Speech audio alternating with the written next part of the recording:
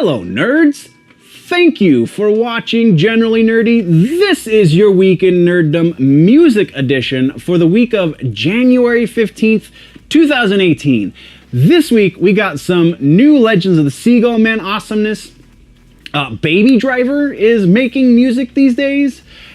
Jack White is going to bless us with some new musical awesomeness as well, and so much more. Quiet on the set, rolling. Hi, I am Bitsy Telek. Hey, I'm Hale Appleman. I'm Walter Kane. I'm Rene Aubergenois. Odo on Deep Space Nine. Michael Dorn, Lieutenant Commander Worf, Star Trek The Next Generation. Come and see me and hear me and talk to me and listen to me talk about myself. Hey man, this is Kevin Smith, often considered generally nerdy, and you are listening to what is often considered generally nerdy. On Generally Nerdy. You're listening to Generally Nerdy. Generally Nerdy. Generally nerdy. First, we have something of a rumor. It's an official thing. Like, they haven't actually made the announcement, but we know they're going to make the announcement. Giant tour this year in the world of metal.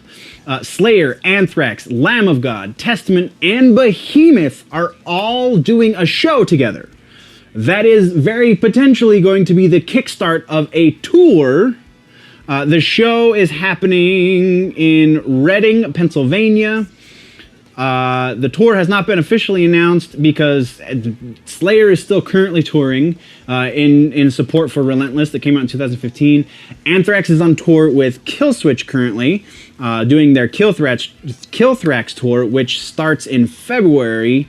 This show, I think, is in March, but I didn't write the date down. I don't know if actually I saw a date, so I'm not going to lie. I might not have just taken bad notes. It might just not have been officially put out there yet. But they are doing this tour in Reading, or this show, rather, in Reading, and that is likely. One of the dudes from Testament was talking about how they just signed a contract for a tour, a big tour that's going to surprise everybody, but they can't talk about it.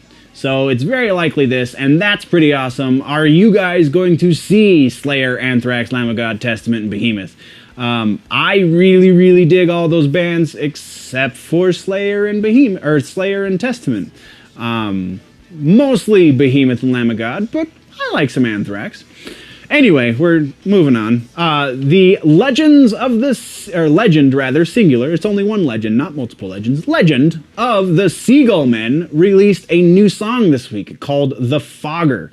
Their album, that is also called Legends of the Seagullmen, is going to be out February 9th. If you don't remember, because we talked about this when they released their first single... Jimmy Hayward is the other guitar player right next to Brent Hinds. Jimmy Hayward is known as a director in the world of Hollywood. He directed Jonah Hex, which Mastodon did the soundtrack for, coincidentally. So he and Brent are doing guitar. He also works for Pixar, Hayward does. And then also we got Peter Griffin. It's Peter. I think I did that last time we talked about this. Anyway, Peter Griffin, who plays with Zappa Meets Zappa and Death Clock and other bands, is picking up bass duties. Some dude named David the Doctor Dreyer is the vocalist. He sings for something else, but I really couldn't find what that something else was. He's also an artist, so that's his credentials. And then a synth player who is friends with David Dreyer named Chris Di Giovanni is also in the band. And man, I listened to The Fogger, and it's great.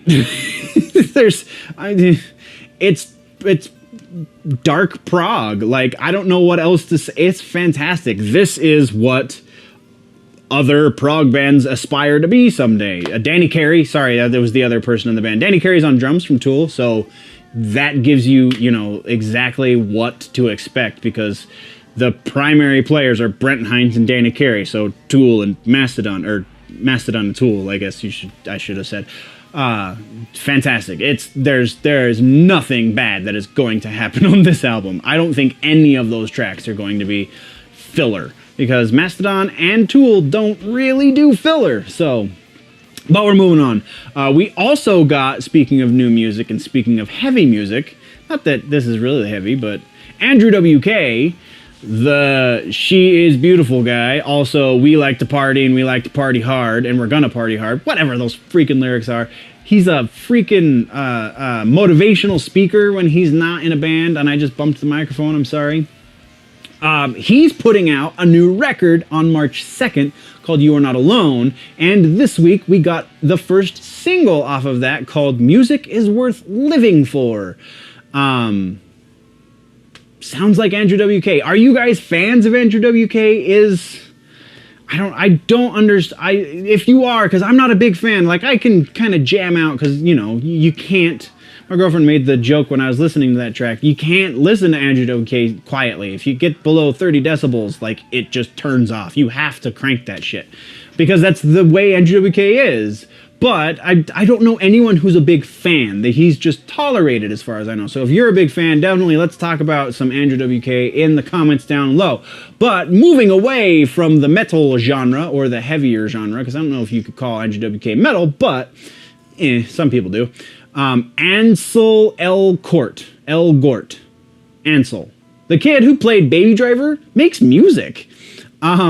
He has a new song that came out this week called Supernova. He doesn't put out albums, he just does songs. And he shot a video for this, and the video's a little weird, and the song's a little weird, and it kind of makes sense coming from this kid. But I guess he's been doing, he has a SoundCloud page, and he's been doing like remixes and electronic music for a few years now. And yeah, he just does songs at a time, and his new one's Supernova, and you should go listen to it. Link in the description. And then our last bit of news is possibly my favorite bit of news.